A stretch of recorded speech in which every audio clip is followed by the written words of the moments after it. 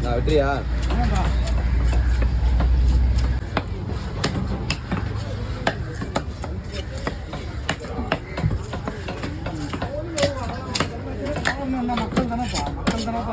யாருமே இல்லைன்னு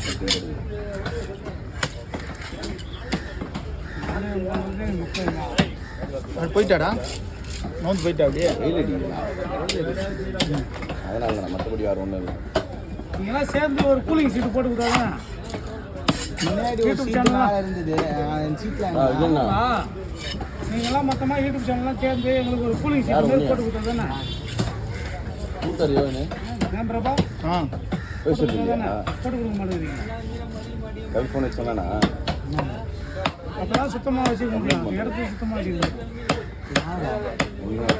என்னண்ணே வீடை மட்டும் எடுக்க வரீங்க